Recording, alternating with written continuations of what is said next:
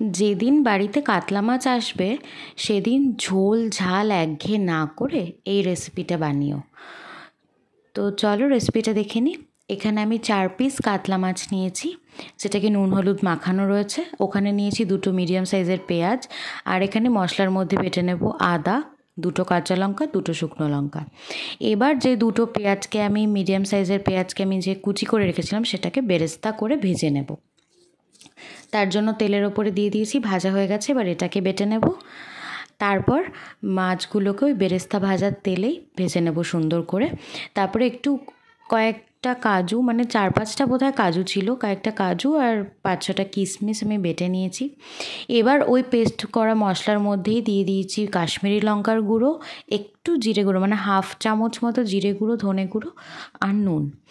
এবার ওই মাছ ভাজা হয়ে গেলে মাছ তুলে ওই তেলের মধ্যেই বড় এলাচের কয়েকটা দানা আর গোটা গরম মশলা, মানে এলাচ, দারচিনি, লবঙ্গ আর তেজপাতা দিয়ে আমি এটাকে ফোড়ন করে তারপর পেস্ট করা মশলাটা দিয়েছি, দিয়ে ভালোভাবে কষিয়ে নিচ্ছি মশলাটা। তারপরে দিয়ে দিয়েছি 2 চামচ মতন টক দই ফেটিয়ে, কয়েক দানা চিনি দিয়ে ফেটিয়ে দিয়ে দিয়েছি টক দই। এবার প্রপারভাবে মশলাটা কষানো হলে তারপর ভাজা মাছগুলো দিয়ে এপিট ওপিট করে নেড়ে সুন্দর করে 1 কাপ মতন জল দিয়ে এটাকে ফুটতে দেব, মশলাটা যাতে মাছের ভিতরে সুন্দরভাবে ঢুকে যায়।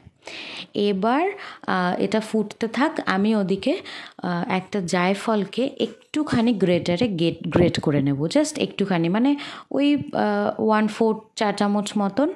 ওটাকে আমি দিয়ে দিচ্ছি মাছের ওপরে, দিয়ে একটু গ্রেভি গ্রেভি রেখো, নাহলে ভাতের সাথে খেতে পারবে না।